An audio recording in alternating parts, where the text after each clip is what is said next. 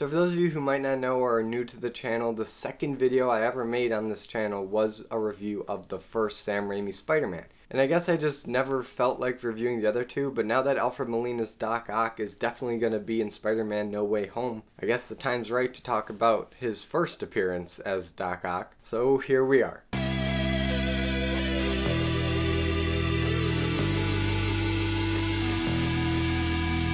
Spider-Man 2. So Spider-Man 2 is the second part in Sam Raimi's Spider-Man trilogy. It came out in 2004, and comic book movies were in a very different place than they are now. Like I said in my first Spider-Man video, the MCU was not a thing yet, and the Batman franchise and the Superman franchise had already kind of flamed out, and Spider-Man was a big risk, and the first Spider-Man paid off in a big way.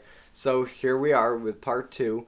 A bit more money's thrown at it, a bit more confidence is had in Sam Raimi, and Sam Raimi does a really good job here too, like he did with the first one. And I know a lot of people say that Spider-Man 2 is the best of the Spider-Man movies. I don't entirely agree, although I understand where they're coming from. Spider-Man 2 is a really good, classic example of how to do a superhero movie well, but that doesn't mean it doesn't have its flaws. In fact, I would say Spider-Man 2 has about as many flaws and about as many things that don't work as the first Spider-Man movie, and because of that I always feel conflicted as to which one I liked more. But just to break it down real simply, in the first Spider-Man movie I think they nailed it with the origin story aspect. Where I think they kind of faltered or missed some opportunities is with the romance and with the death of Gwen Stacy's story arc that they kind of half did. Where I think Spider-Man 2 really works is with the villain's motivation and characterization, and where I think it kind of falters a little bit or misses some opportunities is with some of the more personal things happening with Peter Parker, with the whole Spider-Man No More arc, and also, again, the romance isn't all that great. Because of that, it makes it hard for me to really pick one above the other. But Spider-Man 2 does have a lot of good things to talk about. First of all, right at the beginning, you have a recap of the first movie done through Alex Ross Pictures. And if you don't know who Alex Ross is, he's probably the best comic book artist alive right now. And I mean, just some of his artwork is just incredible. I love him so much. Like, whenever I see an Alex Ross painting, I'm immediately in a better mood. And I think what I love so much about Alex Ross's style is he takes comic book elements and does them hyper realistically, with realistic lighting and shading and likenesses being captured perfectly.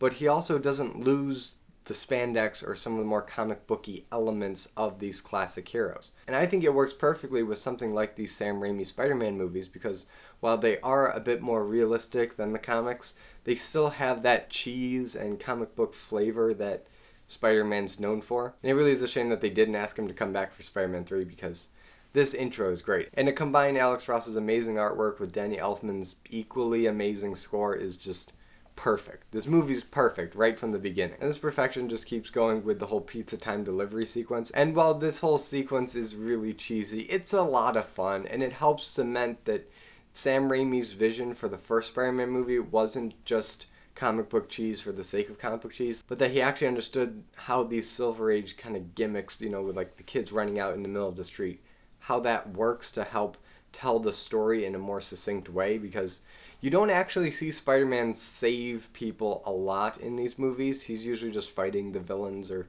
trying to have a normal life, but the little moments where you do get to see him, just like in the Christopher Reeve Superman, it helps to develop an identity that Spider-Man is the friendly neighborhood Spider-Man, that he goes and saves kids, he stops armed robberies, and that he does some of these more ground level things, and that the community recognizes that. But now let's talk about Tobey Maguire as Spider-Man. Now, I was never the biggest Tobey Maguire fan, but after watching this again, this is probably the best Tobey Maguire is as Spider-Man. I think he turns in a better performance than he did in the first movie, and also a better performance than he will do in the third movie. Because here, Peter Parker is the most broken. He's under so much stress. He's always late, whether it's for something as important as his college class or something as simple as Mary Jane's play. And you feel that pressure weighing on him, and even though he loves being Spider-Man, his life as Peter Parker kinda sucks. And while I did appreciate seeing that, watching this movie again, I think I figured out why Tobey Maguire's Spider-Man never really felt right to me. And it has to do with the way Tobey Maguire plays Peter Parker versus the season of life that he's in right now. And it's because Maguire plays him as this wide-eyed, youthful, innocent guy that has no sense of people skills. He's a big dork, he's making mistakes, he's bumbling. And while that is identifiable as Peter Parker, for me that's always been associated with high school age Peter Parker. And Peter Parker in this movie and the sequel, and even most of the first movie, he's a high school graduate. He's starting college. He's looking for a job. He gets married in the third movie. You know, he's young adult Peter Parker. And for me, young adult Peter Parker, well, he's still a nerd. He has more people skills. He has a bit more confidence. He's more sure of himself, which is actually the vibe that I got from Andrew Garfield's Peter Parker, which is weird because they kept him in high school for his 2 movies, where I think he would have been a better young adult Peter Parker. So really these 2 Spider-Man franchises should have switched their Peter Parkers. But that aside, Tobey Maguire is not a bad Spider-Man in this. He actually does a pretty good job giving the character weight and drama and making you feel for him. And that's mostly because they do this whole Spider-Man No More arc where the weight of the responsibility is putting so much pressure on him that he can't have a life outside of the suit.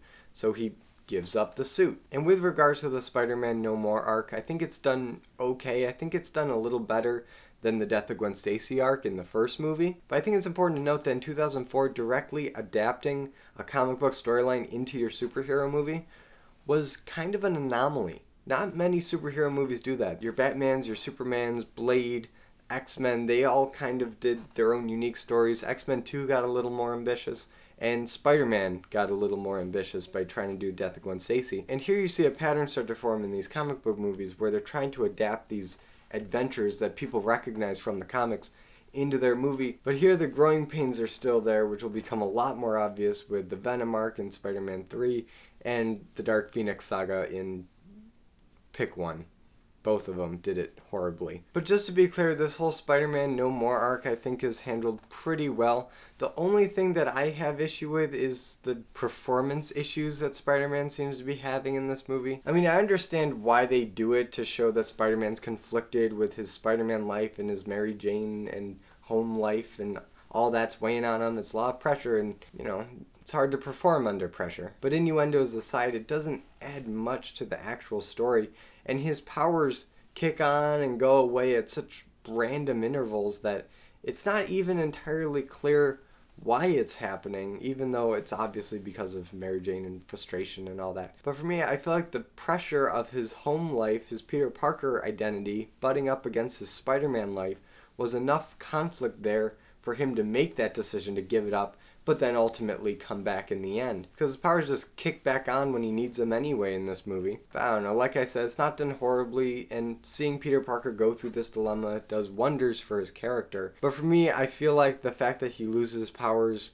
was unnecessary, and I feel like we missed out on some pretty exciting Spider-Man stuff because of that. But now let's talk about the villain of this movie, Dr. Otto Octavius, or Doctor Octopus, played by Alfred Molina. And while Alfred Molina is not the first choice I would have gone with to be Dr. Octopus, I don't know, for me I would have gone with someone with a bit rounder face that looked more like the comic book Doctor Octopus.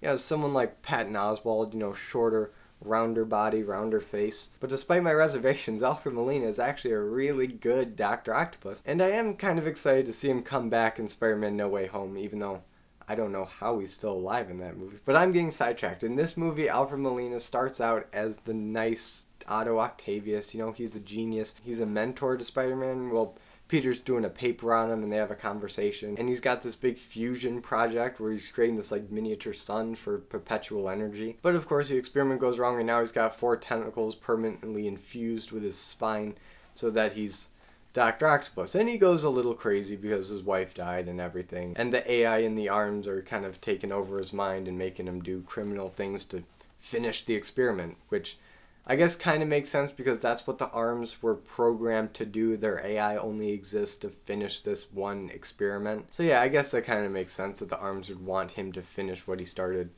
by any means necessary. And Alfred Molina gives a good performance as Dr. Octopus. He's got those crazy mad scientist eyes that he uses all the time for really good effect. And even when he's wearing his goggles or sunglasses, the smirks that he makes when he knows something that Spider-Man doesn't, it just makes for a wonderful villain, and you love having him on screen. And Dr. Octopus is such a great villain for Spider-Man because those arms are just so difficult to fight. Because of the AI, they're just so fast and smart, and they're able to block and counter pretty much everything that Spider-Man throws at him. And on more than one occasion, Spider-Man actually gets beat by Doctor Octopus and his arms. And it actually makes you kind of question Spider-Man's ability to beat this guy with all of his extra limbs. But as great as Alfred Molina is as Doctor Octopus, his best scene in this movie is when he's unconscious on a hospital bed. Yeah, I'm talking about that hospital operating room scene where the arms just go wild and murder all the doctors. It's like a short little horror film that got injected into this PG,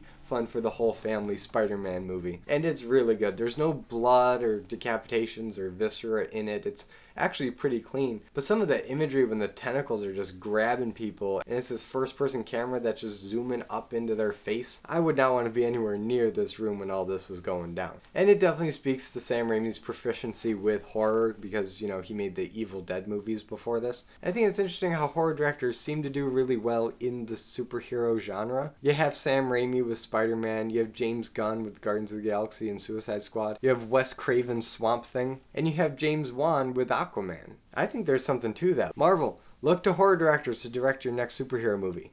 Oh wait, they're already kind of doing that, aren't they? But there's really two really important aspects that make Spider-Man 2 stand out amongst other superhero movies of the day, and one of them is the staging of the action scenes, and I'll get to that later. But first I want to talk about the supporting cast and just how perfect they are.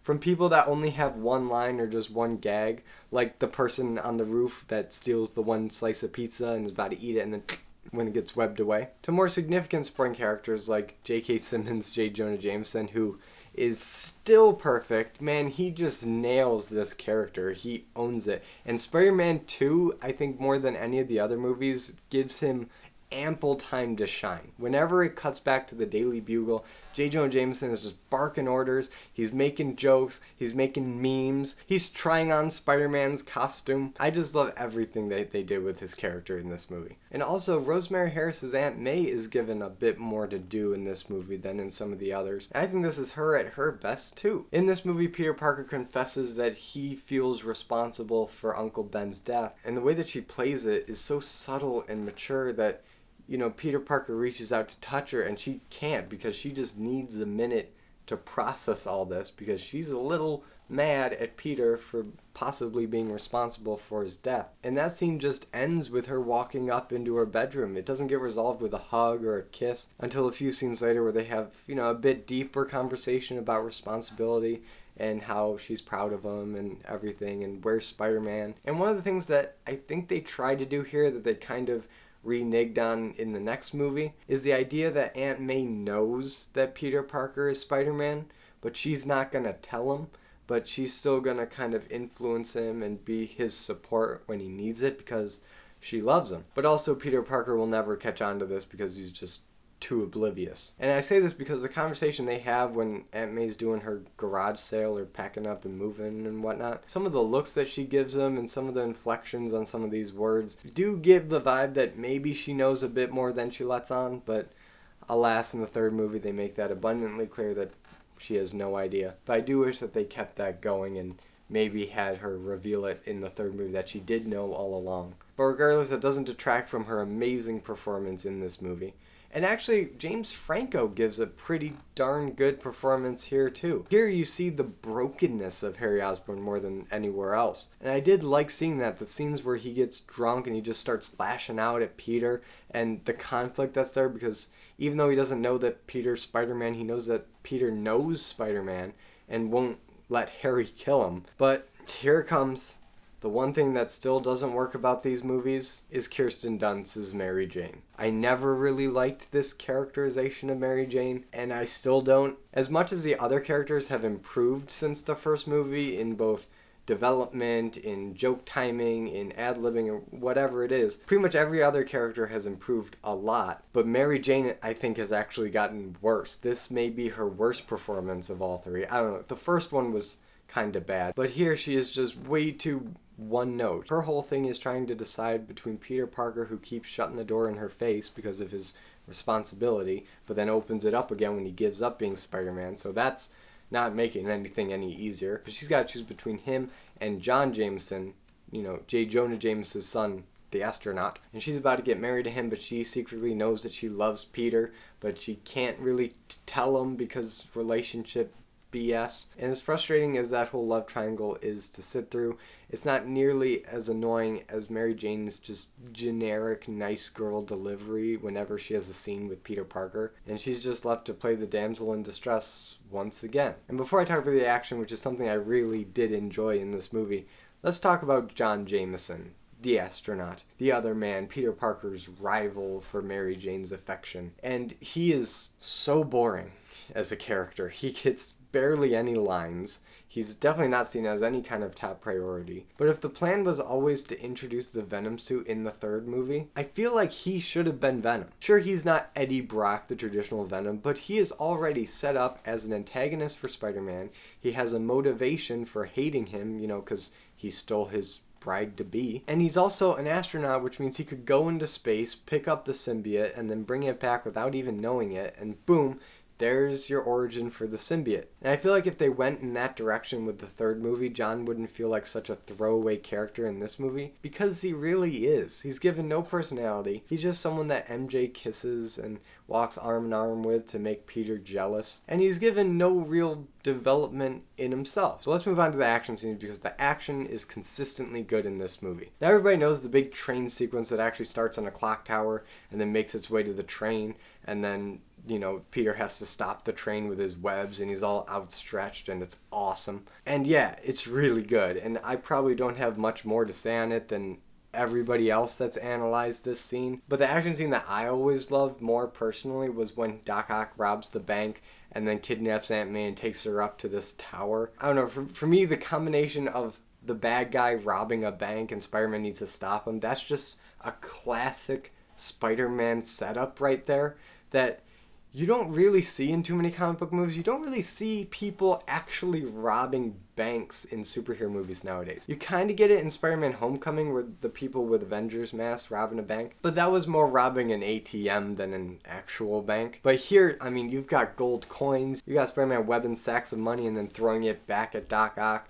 You've got the people in the bank running for their lives, and then you've got Aunt May realizing that Spider-Man's a hero, because earlier on in the movie she thought Spider-Man was this menace. She bought into the JJJ propaganda. But here, now that Spider-Man actually tries to save her from Doctor Octopus, and she helps a little bit too, gets a good whack in with her umbrella, she then realized that yes, Spider-Man is a hero and her worldview is completely changed. And I'm supposed to be talking about the action, not the story, but this fight scene does wonders for both. It's an exciting fight scene because this is the first time that Spider-Man actually has to fight Doctor Octopus in his full mad scientist getup with the tentacles, and you see him get sucker punched a few times just because he's inexperienced with fighting all these arms, and you see him learn and adapt and try to fight smarter, all the while trying to keep Aunt May safe and out of danger. It's just a really good action scene. The only problem that I have is that when Doc Ock and Spider-Man are trading blows, Doc Ock actually gets punched by Spider-Man, and I feel like if he were to get punched by Spider-Man, he'd be dead, or at least unconscious if Spider-Man pulled his punches, and the fight would be immediately over. It'd be one punch, knockout, Doc Ock's unconscious, the arms maybe carrying him away. But that's not what we see here. We see Spider-Man wailing on Doc Ock, and Doc Ock's still fighting, he's still coming back. And while the conventional wisdom of action movie fight scenes require people to be trading punches, wouldn't it have been more interesting if the arms had blocked every one of Spider-Man's punches so that Doc Ock wouldn't be knocked unconscious by one punch? And it would also increase the menace of the arms, that they're just so fast and capable that Spider-Man just cannot land a punch, that he's fighting the arms, not the person behind the arms. I don't know, it's a bit of a nitpick. It doesn't ruin the movie for me, but it does take me out of it ever so slightly and be like, well, Doc Ock, he's just a regular guy. Like, he doesn't have super strength. He doesn't have goblin serum running through his veins making him stronger. He's just a dude, and the arms are what makes him dangerous. And as for the climax in Doc Ock's lair, where Spider-Man has to rescue Mary Jane and Doc Ock's recreated this sun fusion reaction, it's fine. It's a good conclusion to Doc Ock's arc where he gets some redemption and doesn't die a monster. He actually dies a hero. He drowns the machine, he pulls it into the ocean, and dies a hero. He saved the city. But as far as stunts and fight choreography, there's nothing all that new or as impressive as the two fight scenes that came before it. So it's a little disappointing, but it's not meant to be this big final battle. It's meant to be a more intimate redemption story for Doc Ock. So for that purpose, I do see why they went that way. And just to wrap up, the movie ends with Harry Osborn discovering that his dad was the Green Goblin and wants to avenge him by killing Spider-Man, so that's an interesting little cliffhanger. But also, this movie ends with a wedding that doesn't actually happen. MJ runs away from the altar and goes to Spider-Man's apartment and chooses him despite all the risk. She did end up finding out that Peter was Spider-Man in the climax, so she's like, screw it, I want to be with this guy and I don't care what the risks are because I've already been kidnapped twice by crazy supervillains and I wasn't dating you, so how much worse could it really be now that we are together? And as far as this whole wedding thing, I do appreciate this movie for being the only Spider-Man movie out of the first 5 Spider-Man movies to not end with a funeral. It actually ends with a wedding, or a wedding that doesn't actually happen.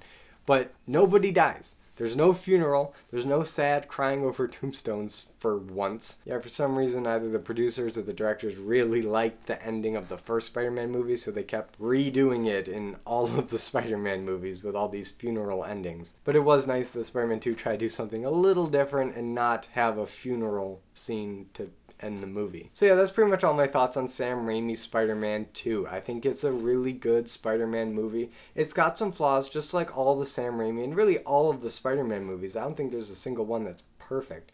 But Spider-Man 2 delivers consistently great action, a deeper development and understanding of the characters set up in Part 1, with the exception being Mary Jane, and a pretty well done adaptation of the Spider-Man No More arc, you know, diving into the psyche of why Spider-Man's being Spider-Man in the first place. Even though I don't think the whole performance issue thing works as well as they hoped, it's still a very enjoyable Spider-Man movie, and it understands what makes Spider-Man work, and it's basically because Peter Parker's life sucks, but he tries to be Spider-Man anyway. So now I turn it over to you guys. What do you think about Spider-Man 2? Comment below, and if you like this video, be sure to give it a like and subscribe for more content, and hit the notification bell to be notified every time I upload a video. And as always, I'm Colby. This is my nerdy talk, and I'll see you in the next video.